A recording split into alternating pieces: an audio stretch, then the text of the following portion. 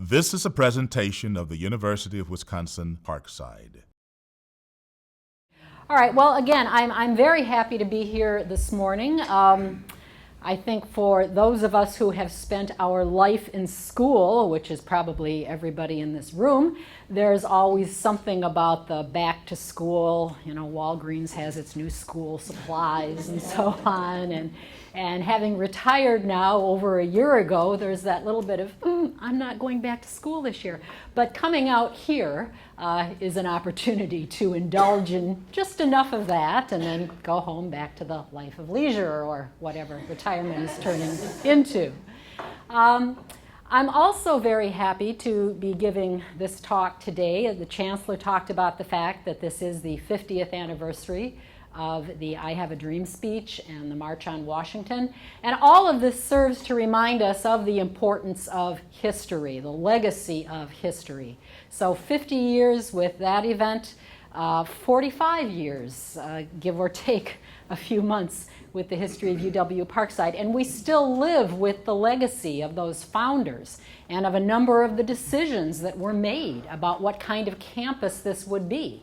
And then, as we will see, having to almost overnight reinvent that idea of what that campus would be. We still live with that legacy. So it's important to know our history. I have dedicated my life to that proposition. And history is so important. And finally, there's a personal connection that I have with giving this talk about the history of the University of Wisconsin system. I am not a native Wisconsinite. I grew up in Michigan in a town about 30 miles west of Detroit. But I came to Wisconsin in August of 1970 to be a freshman at Marquette University. And the first statewide issue, other than something that had just happened days before, which was the bombing of the Army Math Research Center on the Madison campus, that was much in the news. But the first real ongoing state issue that I remember hearing about on the radio in my dorm room was this proposal by then candidate for governor Patrick Lucey to merge the two university systems in Wisconsin. Well, I certainly knew about Madison. And I knew I had a cousin from Milwaukee, because we had family ties in Milwaukee to begin with. I had a cousin who I knew was going to Whitewater State University. And I had become aware of something called UWM, because as we knew freshmen would go into any store or any bank to open an account, the question was always MU or UWM. Well, it took only a couple of those questions to figure I knew that I was MU, but what was UWM? So what was this whole thing about merging two university systems? Who were they? What were they made up of? And so I kind of began following that through that fall. And as we'll hear in this presentation, Patrick Lucey was elected governor in what amounted to something of a Democratic sweep that fall, and proceeded then in the next year, 1971, to introduce the legislation to create what we have today, the University of Wisconsin system. So never knowing, sitting there in my dorm room, that this would someday become so much a part of my life that after leaving Marquette, I would go to UW-Madison for my PhD in European history, and then immediately upon graduating from there, come to UW-Parkside and spend the next 30 years here. So with that as a bit of an introduction, let's begin and say that the areas that we want to cover will be something about the University of Wisconsin when Madison was, you know, when you said Wisconsin, you had said it all. It was just Madison. The story of the University of Wisconsin, Madison, versus the normal schools, the teacher training institutions in the state. The beginnings of a UW system, in quotation marks, Milwaukee, Parkside, you'll note we're in there, and Green Bay. A small, and in the minds of the participants, the elite group. The Imperial Presidency of Fred Harvey Harrington, president of the University of Wisconsin. And that term is used even by his very sympathetic biographer, David Cronin, the Imperial Presidency. The story then of merger of the UW campuses with the one-time normal schools, later Wisconsin State Colleges, later yet Wisconsin State University campuses, and then something about UW-Parkside as it developed post-merger up to the present. So in the beginning, 1848, the University of Wisconsin was founded in Madison, founded the very same year as the state itself entered the Union. So the two are co-equal of the same age. At approximately the same time, a little bit later, there began to develop across the state a series of normal schools. Now we have some education folks in here, but anybody know the origin of that term normal school? What does that refer to? Teacher training, okay. The idea back before the 1860s was the qualification to teach, let's say, 5th grade was that you had completed 6th grade. The qualification to teach 9th grade was that you had completed 10th grade. Well, as the Civil War drew to a close and as it became clear that the United States, united again, was on the path towards becoming an industrial society, such a loose and informal and non-standard kind of preparation for teaching young people was no longer acceptable. So there was a nationwide movement to establish standards or norms, hence normal schools, to provide teacher training at both the elementary and the secondary level. And so beginning in 1866, just the year after the end of the Civil War, and continuing on into the first decade or so of the 20th century, a number of these normal institutions were developed around the state of Wisconsin.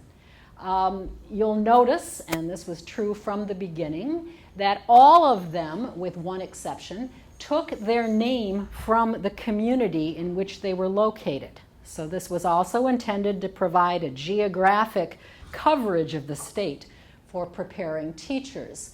The anomaly is Stout, named in honor of its founder, a lumber magnate, James Huff Stout. And this was a private institution doing manual training until it was sold to the state of Wisconsin in 1911, and then took on the character of a normal institution. Also, very much from the beginning, each of these institutions, or the majority of them, had some particular specialty that they put forward as something that they were especially good at preparing teachers for. So Whitewater, if you wanted to be a commercial or business ed teacher, that's where you went. You could also do the general preparation for elementary teaching and so on. But if you really wanted to be a business teacher at the high school level, you went to Whitewater. If you wanted to do technical education or exceptional ed, you went to Oshkosh. River Falls agricultural education, and so on. And are there any of you in here who are graduates of any of these institutions here? Okay, quite a few. Do you recognize, could you bear witness to the fact that these are still the specialties that are associated with these institutions in large part? I remember not long ago that UW-Whitewater's admissions campaign was something like, Whitewater means business. Well, yes, and it has since the beginning.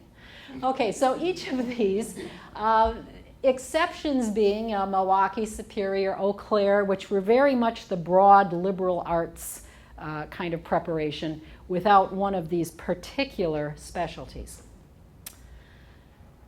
This brings us back now to the University of Wisconsin in Madison, to one of its great personalities, Charles Vanhise, president of the University of Wisconsin from 1903 to 1918. Vanhise was a Wisconsinite through and through. Born and raised in Rock County, not far from Janesville. He attended Milton College for a year after finishing high school because, and when we stop and say things like, well, you know, this is all a new phenomenon that students need remedial work these days, Charles Vanhise did not meet the entrance requirements for the University of Wisconsin and needed to do a preparatory year at the private institution, Milton College, before he was accepted as a freshman at Wisconsin. Early on, beginning with a general science curriculum, he began to focus on geology. And he would go on to receive his bachelor's, his master's, and a PhD. One of the very first PhDs granted by the University of Wisconsin went to Charles Vanhise in the field of geology. He began teaching there at the university already at the master's level and the PhD level. And he combined his teaching with a program of scholarship and what today we would call outreach community service. One of his notable accomplishments was the mapping of the Pinocchio and Gogebic Range in northern Wisconsin, something much in the news today as certain interests want to open that up for mining.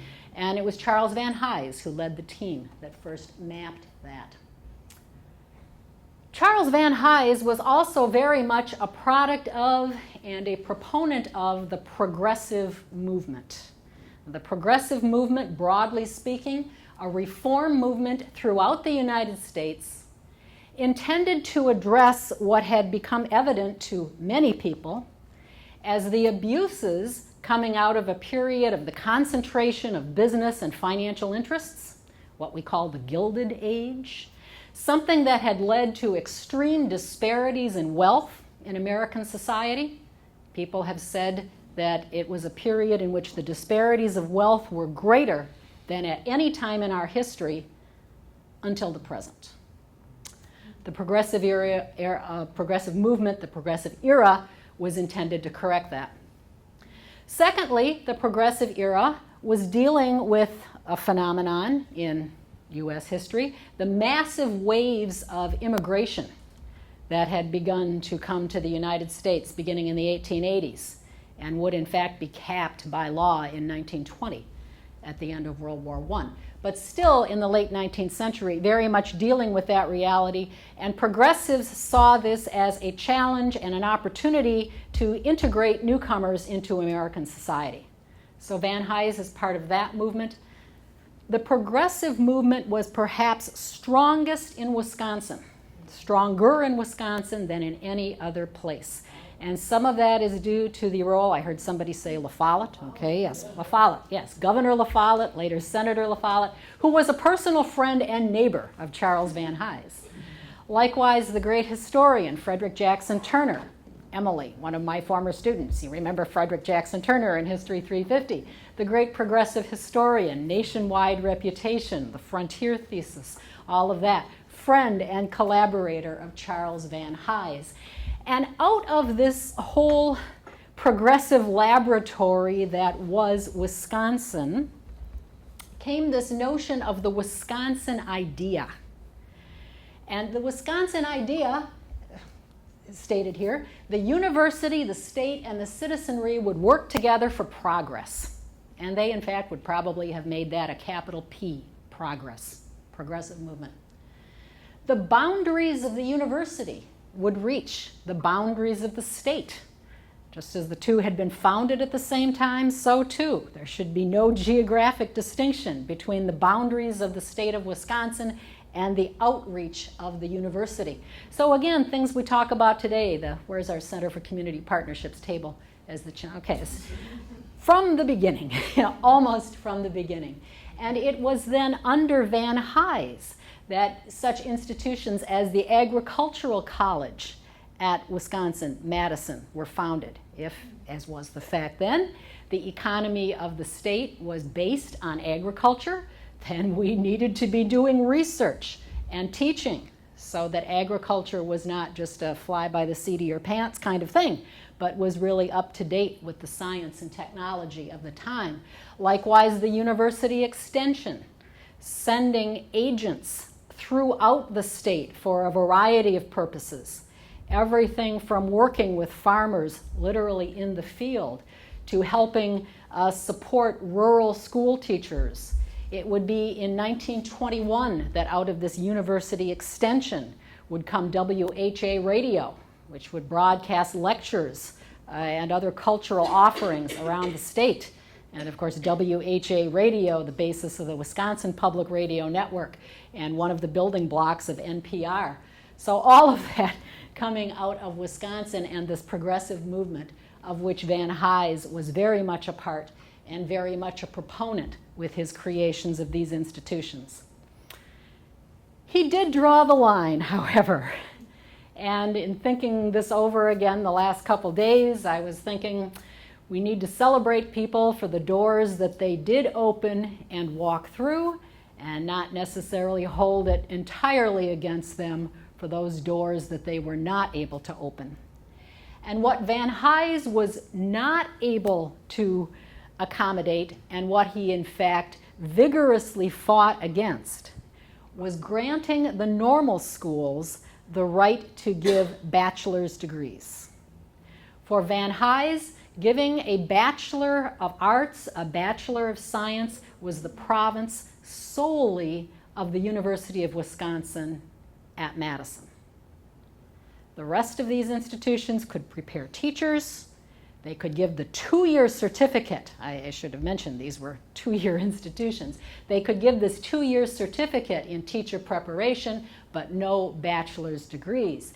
And 3 times as the legislation came before the state, in 1904, 1907, and again in 1913, Vanhise vigorously lobbied the state legislature to refuse the authority to the normal schools to give bachelor's degrees. And in that, he worked with the private colleges around the state.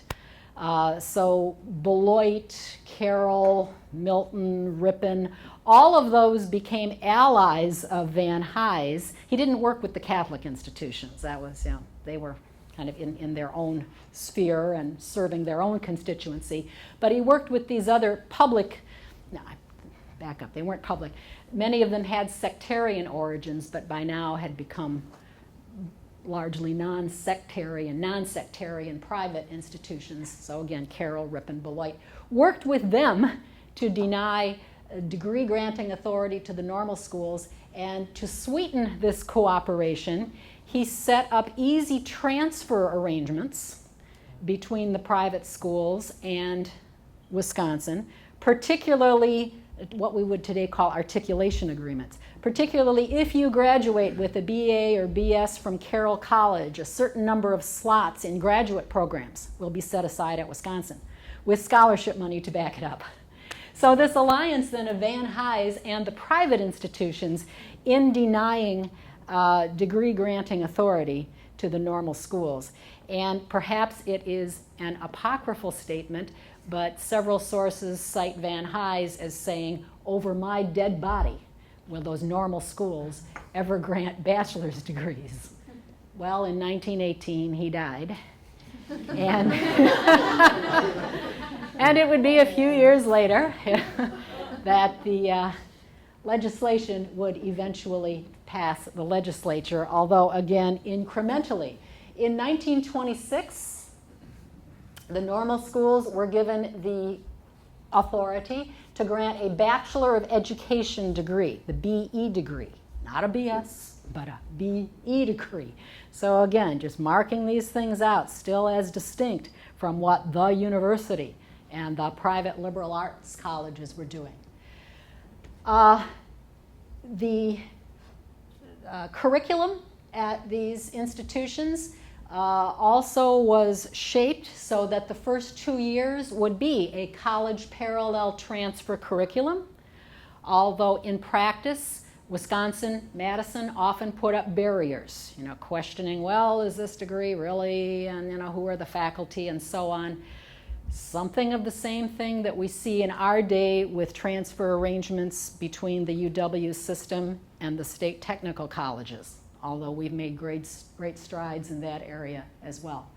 In 1937, it would be, I put in here parenthetically, pretend that's a parentheses, that they were allowed to give a BS degree in education. And then just to move the story forward a bit, in 1951, those institutions whose names we saw up here a minute ago, all came together under the umbrella of the Wisconsin State College system, the WSC system. And in 1964, with the addition of graduate programs, the School of Nursing at Eau Claire, for example, the WSU system, the Wisconsin State University system.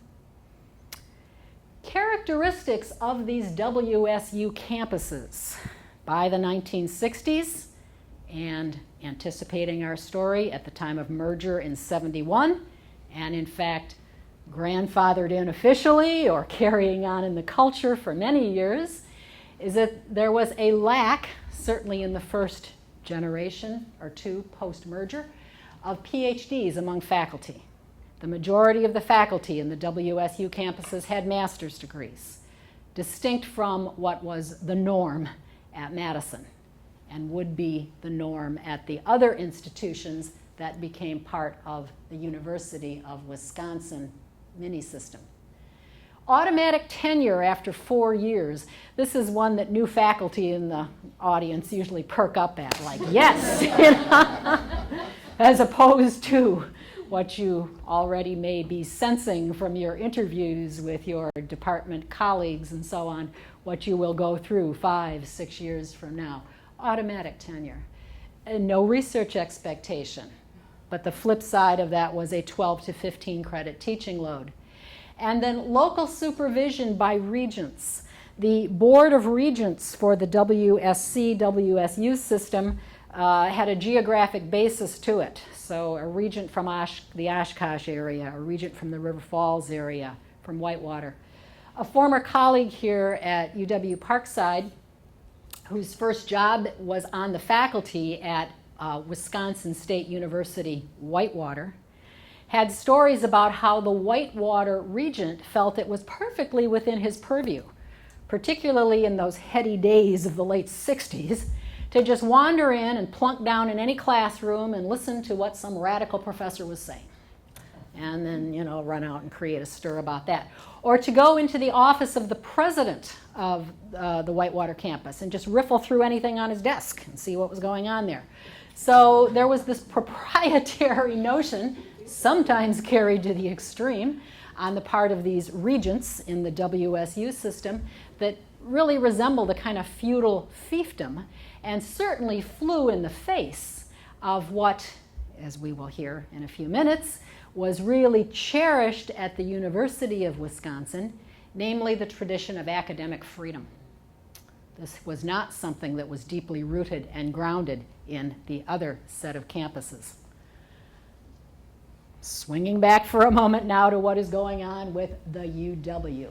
Expanding the UW into first a mini system and eventually what we have today.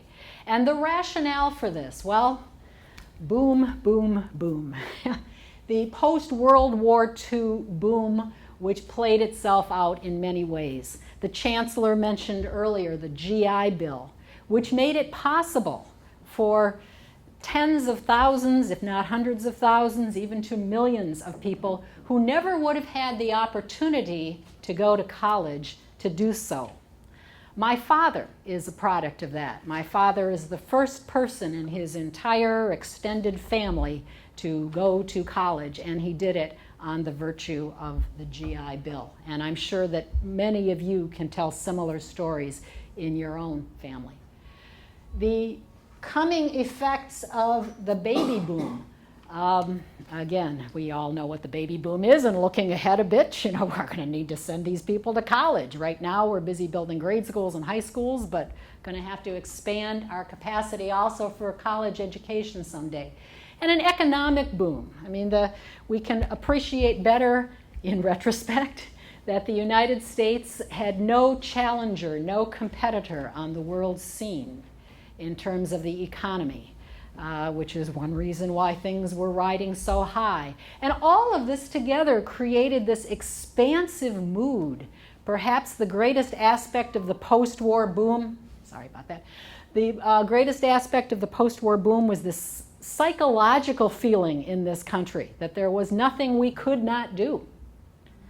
as opposed to the way many people think now.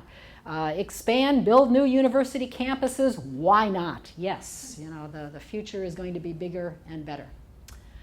Another part of it was the logic of what was occurring, had occurred in 1926, 51, to come in 1964, this growth of university level, college level, university level education across the state as these former normal schools became degree granting institutions themselves. A realization on the part of those sitting in Madison with that University of Wisconsin name that access and geography were closely linked. Maybe not everybody at age 18 to 22 could go to Madison. Maybe people who had missed it the first time around and might want to do this in their 30s. Or maybe people who were place-bound for whatever reason. There should be an opportunity to have a University of Wisconsin caliber education in their part of the state. And then this brings us to the imperial aspirations of Fred Harvey Harrington, the president of the system in that boom era. And in fact, just as the boom era would begin to merge into something else, the tumult of 1968, which eventually claimed him as a victim. But Fred Harvey Harrington presiding over the University of Wisconsin, kind of at the summit of those golden years. Harrington was an historian, claim him for that. I'll just paraphrase rather than reading the description of him from the book versus that of his counterpart in WSU, Gene McPhee. Harrington was an aristocrat. He was a patrician. He stood something like 6'4", quoted in the David Cronin biography as someone who recalls, "You could never escape the feeling that he was talking down to you. Even when he was sitting across from you, you had the feeling he was talking down to you." He just had this air about him of a person who knew more, knew better, knew how to do it. You know, he's very, very suave in his dealings with people, but not the best politician in the world because of this air of elitism. As opposed to Eugene McPhee, who at the same time was running the WSU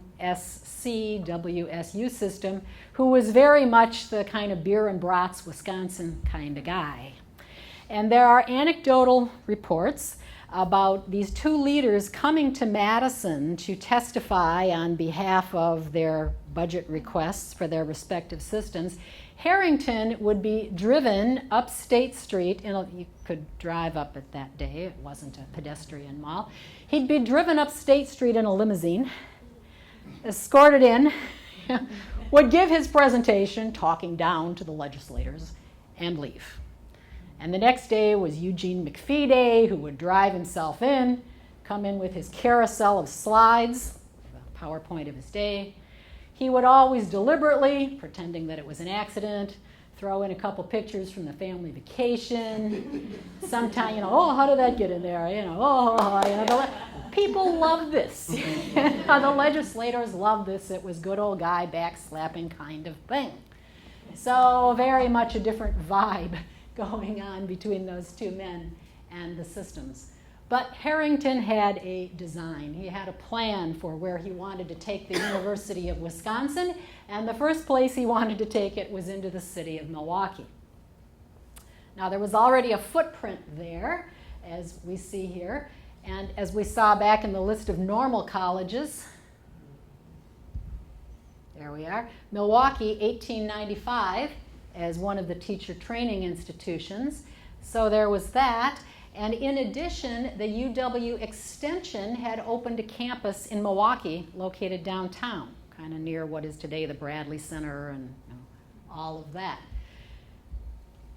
By an act of the legislature, those two institutions were combined and then moved over into the UW side of the ledger. So now there are two campuses. There's the University of Wisconsin, which claimed its specialness by not putting a hyphen after its name. It was just the University of Wisconsin.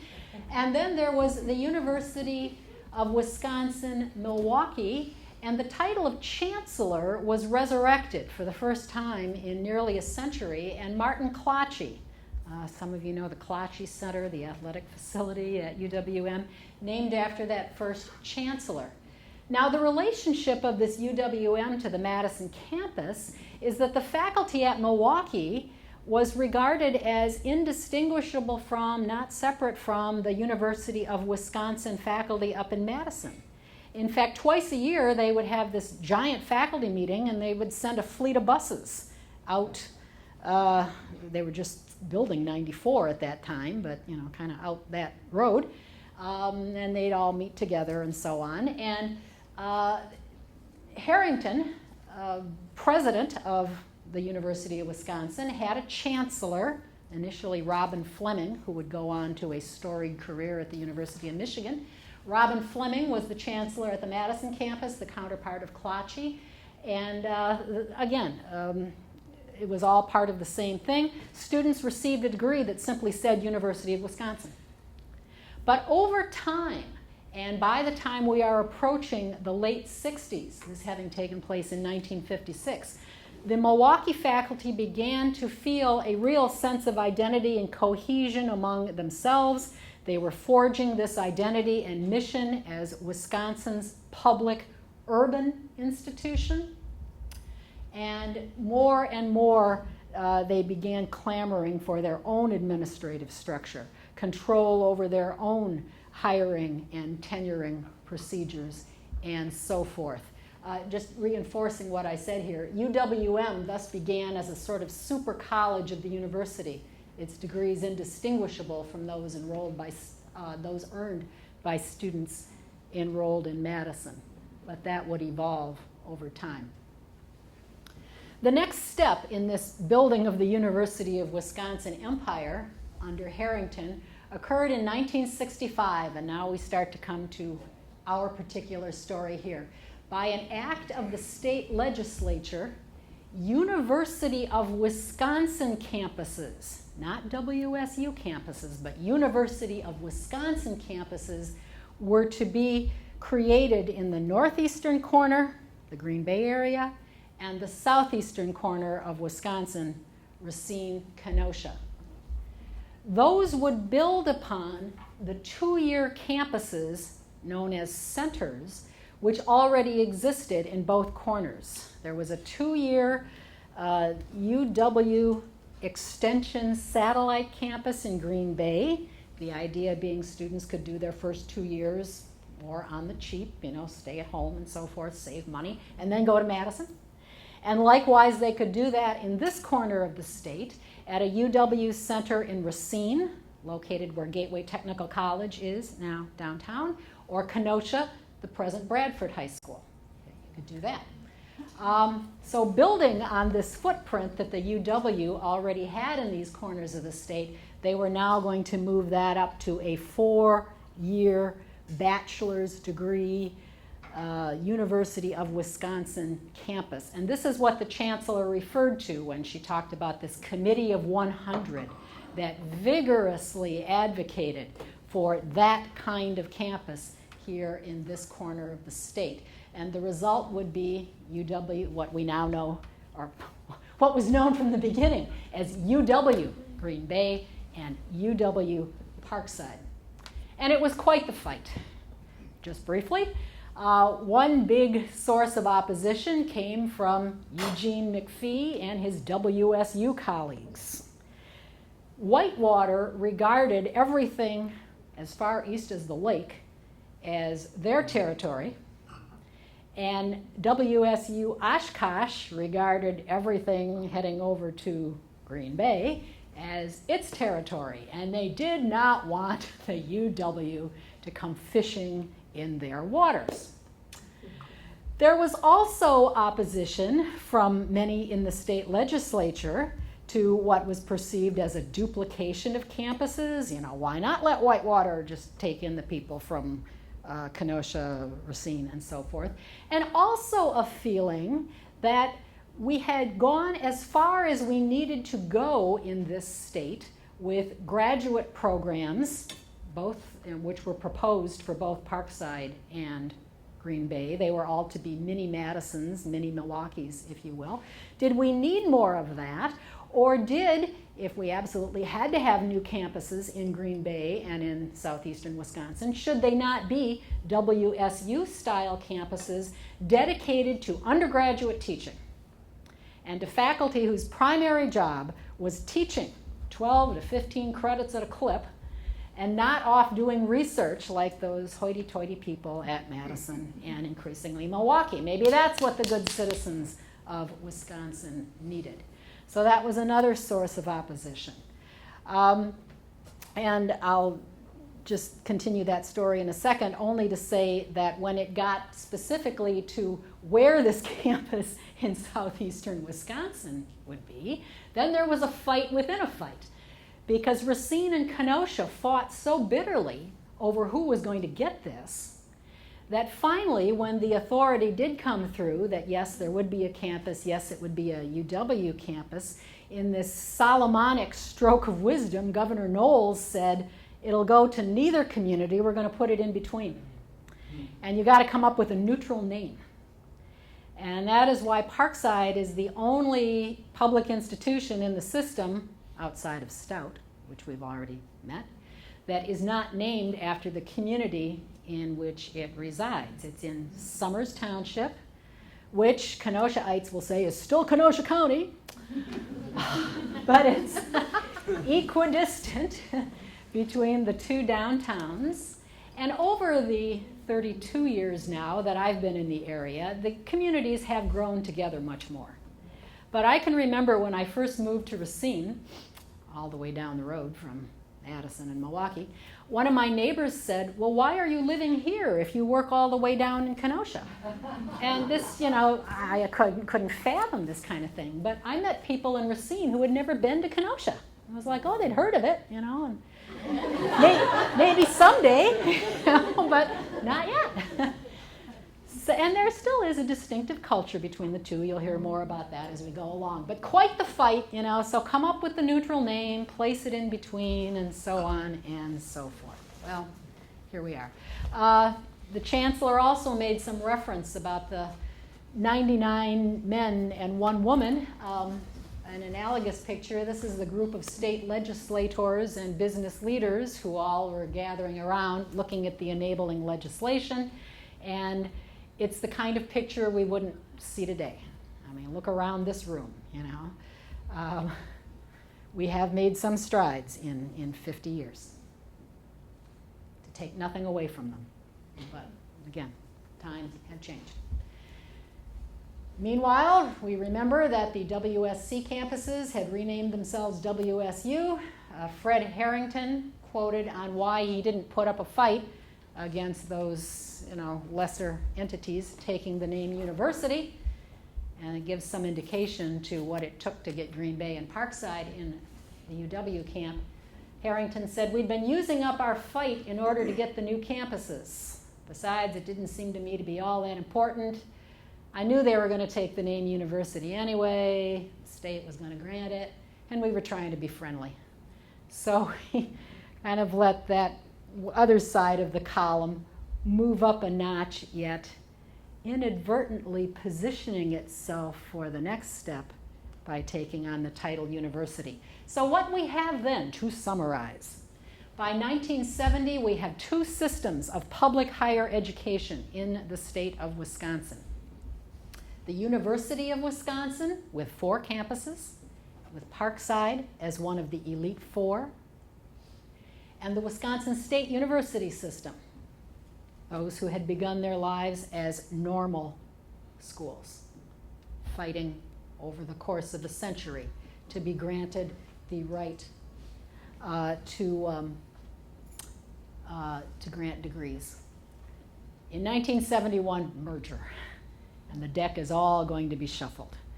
We began with my anecdote about first hearing about this as a proposal by candidate Lucy in the gubernatorial campaign of 1970. He is inaugurated into office in January of 1971, and it's his opportunity now to push this forward. governor until 1977, when he would take an ambassadorial post in the Jimmy Carter administration. Ambassador to Mexico. Lucy pushed merger as a economic measure. In times of recession, the more things change, the more they stay the same. As a budget-cutting measure, why should we be supporting two public systems of higher education? Paradoxically, merger was both something of retaliation to the Madison campus for the upheaval of those years, the massive student demonstrations against the war in Vietnam, what's still known as the Dow riots, the demonstrations that swept the campus when Dow Chemical came recruiting from the business school and the sciences. Dow, the maker of napalm, which is being used in Vietnam. And that episode really kicked off the wave of student unrest at the Madison campus, with reverberations throughout the state and building of a lot of negative reaction to the Madison campus on the part of many citizens throughout Wisconsin. All of this, of course, culminating in that explosion which destroyed the math and physics building, which was housing on one floor, the Army Math Research Center.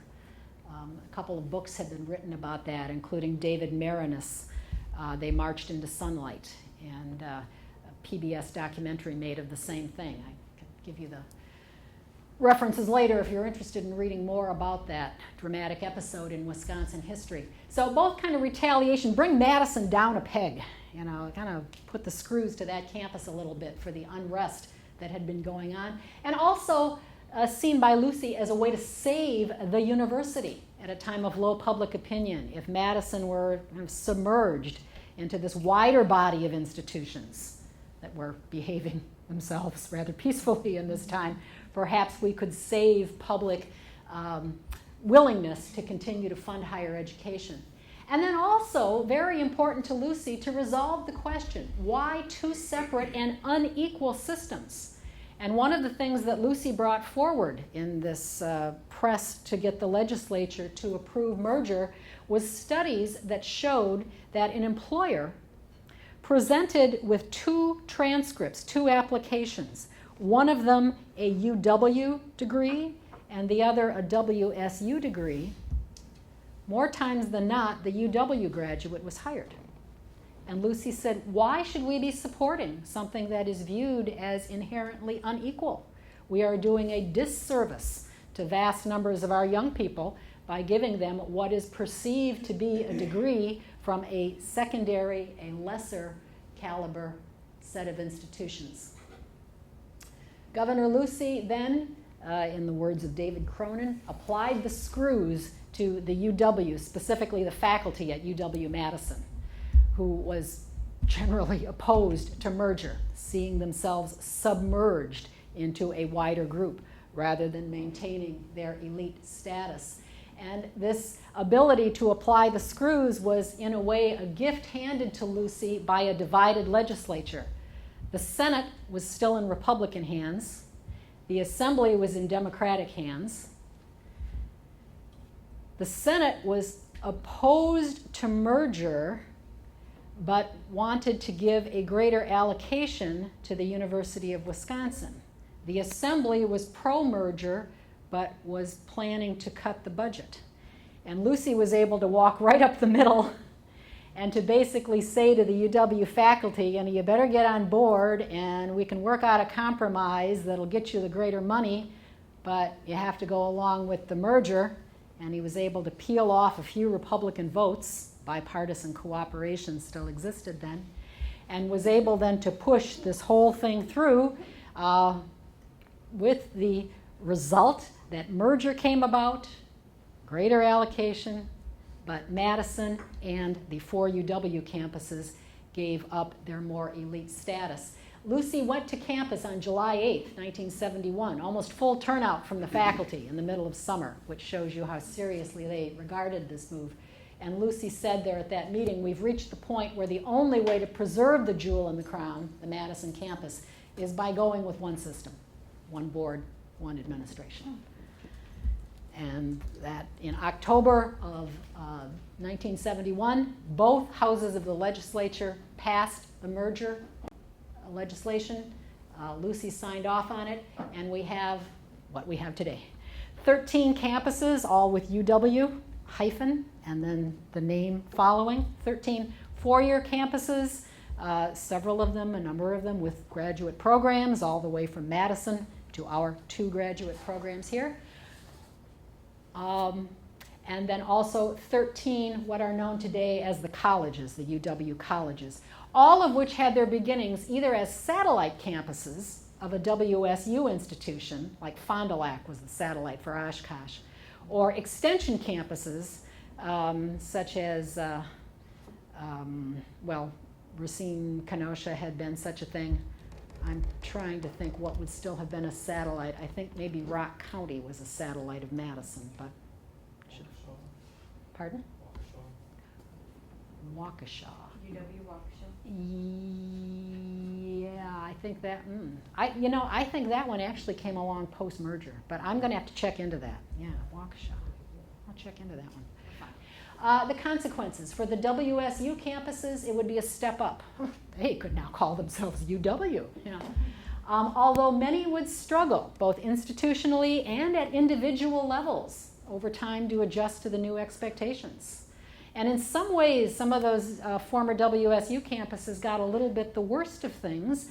Increasingly, the research expectations were ratcheted up, no more automatic tenure after 4 years, but by and large, those campuses have kept a 12-credit teaching load. And this is one of the things that, the Parkside campus, we'll see in a minute, has largely been able to preserve, is the teaching load that goes back to its UW days. For Madison, many remained unreconciled. At the conclusion of his history of the University of Wisconsin, David Cronin talks about merger as, quote, the legal dissolution of the University of Wisconsin. Whoa, last time I looked, it still looked pretty thriving up there. But that's how many saw it, is we lost our institution. We became part of something else. Faculty there set up a separate lobbying organization, which still roams the halls of the state capitol, lobbying just for the Madison campus, apart from what comes out of Vanhise Hall. I missed noting earlier how ironic it is that Vanhise, who was so opposed to ever granting degree status to those other institutions, the whole system is now administered out of a building named after him. But so quite apart from the UW system lobbying effort, Madison still sponsors its own, the so-called Profs organization. Faculty and staff at Madison will still talk about themselves as the UW, and will sometimes look down their noses if you say, well, we're the UW too. Well, not really. And this is, of course, perpetuated on the sports pages, where they talk about the UW, the Badgers. Well, we may be the Rangers, but we are all the UW. But still, 40 years and more on, some of these distinctions remain. And then time prevents us, perhaps just as well, from talking about the ill-fated 2011 attempt to separate Madison from the system, something which cost the chancellor her job, Chancellor Betty Martin, but we shall pass over that for now. The consequences for UW-Parkside. The founding generation saw it as a major blow. When Parkside was in this gearing up years from 1965 to 68 and then began its first classes here in 1969, that generation was hired in under a master plan that called for 30,000 students, all of this greenery filled in with buildings, and graduate programs, a mini Madison. And within 4 years of the start of UW-Parkside, all of that changed. The whole reshuffling of the hierarchy. Instead of Parkside being one of 4 elite campuses in the UW system, the new hierarchy was Madison at the top, Milwaukee a step below it, and then the other 11 campuses in the undergraduate comprehensive cluster. And along with that went a loss of a lot of the budgetary allocations that had been foreseen for this campus in terms of library, laboratories, and so on. So And when I came in 1982, now that was only 10 years after this happened, there were still faculty here, many of them, who were part of that founding generation, and a number of them were quite bitter. You know, they had been done wrong. They'd been brought here under false pretenses, limited mobility in academe, and now they were stuck with something they hadn't signed on for. And it took a while to work that through yeah. Took a while to work that through the system here. Luckily, it wasn't the only side of the story, as we'll hear as we move quickly to conclusion. But that feeling that, gee, we were once something special and now we're not, was all the more reason to cling onto those remnants of what remained from the initial status, the research expectation. Even in the face of the fact that this was now an undergraduate institution and serving a region of first-generation minority students and so on. The strong faculty governance tradition, you will hear more about that from your speakers at noon, and the tradition of academic freedom in the University of Wisconsin. Just a quick 30 seconds on that. You will see a plaque outside the library, and you will see a plaque. Are these the teacher offices now? What used to be admissions until a few years ago? Another plaque there. Quickly, in 1894, there was an economics professor at Madison who, in his teaching, advocated the right of workers to unionize and collectively bargain. For this, the business community in Wisconsin wanted him fired. And months go by and I never get a cell phone call. I don't know what that's about. Wanted him fired. Okay, the Board of Regents backed him. And in this ringing statement, which I will briefly quote to you, "We cannot for a moment believe that knowledge has reached its final goal or that the present condition of society is perfect. We therefore welcome from our teachers such discussion as shall suggest the means and prepare the way by which knowledge may be extended, present evils removed and others prevented. Whatever may be the limitations which trammel inquiry elsewhere, we believe that the great state University of Wisconsin should ever encourage that continual and fearless sifting and winnowing by which truth can be found." Hear, hear. And it was students at Madison who in 1910 had the first plaque with those words on it struck. Copies of that plaque were then given to every UW institution, including the 2-year centers in Racine and Kenosha, which is why we have 2 of them. So, and those were then reinstalled formally at the time of our 30th anniversary here on campus. So that tradition of academic freedom, as opposed to what the WSU campuses had experienced, regents coming in and, Okay, so in the face of some of this, gee, we were once supposed to be something and now we're not, poor us, there was another vision. And I wrote the North Central Accreditation Study 10 years ago, so I'll just quote from myself here in summing up. Yet it would be simplistic to portray the first generation of faculty at UW-Parkside as ivory tower dwellers cast into the wilderness. Many, if not most, came out of graduate school in the late 1960s. And brought with them the activist spirit which had characterized their own university years. A small but not insignificant group of the earliest faculty members were committed to forging connections between the university and the local community. The open admissions policy in force then at UW-Parkside was defended by some faculty as a necessary strategy for a university in a region that lacked a tradition and experience of college attendance. Thus, at UW-Parkside, the mixture of commitment to academic excellence, measured by identification with one's discipline and numbers of scholarly publications, combined from the beginning with the belief which saw college education as holding the promise of playing a transformative role in society and in the local community, and I'd add, in the individual lives of our students.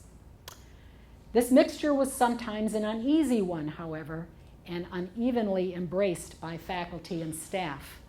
I think it is a measure of progress that even in the 10, 11 years since I wrote that paragraph, that's a mission that has become more evenly embraced this commitment to serving the community and the students as a state comprehensive university, an institution of access and opportunity. And you will hear today, and as you go on, incredible stories of the difference that this institution has made in the lives of the people who come here. A student-centered institution, a steward of place, a term that gets used in the literature, engaging the faculty, staff, and students with the communities and the regions we serve, and this creative tension, and at its best, it is creative, between the demands of the discipline and research and serving the community. Time doesn't permit, political history, 6 chancellors, you've met the current one. You'll hear a lot about the social history, the commuter campus till '85, something we can be proud of. Ed is not here, but I think we rank second only to Milwaukee in our ethnic diversity.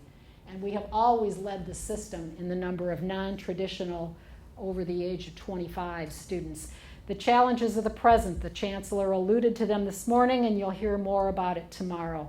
Unless you've been living under a rock, you know what's been going on in Wisconsin the last couple of years with the political scene and the budget climate.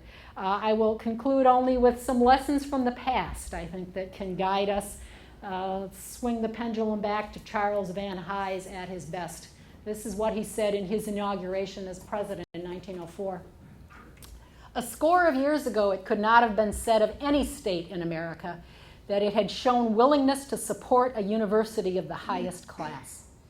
But now several state institutions are recognized as standing in the first group among American universities. These institutions are mainly supported through taxation imposed by a democracy upon itself for the sons and daughters of the state, poor and rich alike. A state university can only permanently succeed where its doors are open to all of both sexes. And I think we can be confident that if Vanhise were speaking today, he would add, and all races and ethnicities. He would be able to open more doors. Who possess sufficient intellectual endowment, where the financial terms are so easy that the industrious poor may find the way, and where the student sentiment is such that each stands upon an equal footing with all. This is the state university ideal, and this is a new thing in the world. And when the Chancellor spoke this morning about your need to advocate, to be an ambassador for this campus, I think the challenge for you in this decade and this generation is to defend public higher education. In this day and age when the very term public has become a term of scorn for many. The challenge of the first generation here at Parkside was to get this place up and off the ground and then quickly reinvent it. And then the middle generations was to continue to build upon that, bring it to the condition that it is now, and your position will be to defend and to advocate for that very notion of public higher education as the way forward for our state, our country, and our democracy. That's what's at stake. So with all best wishes, and career, thank you.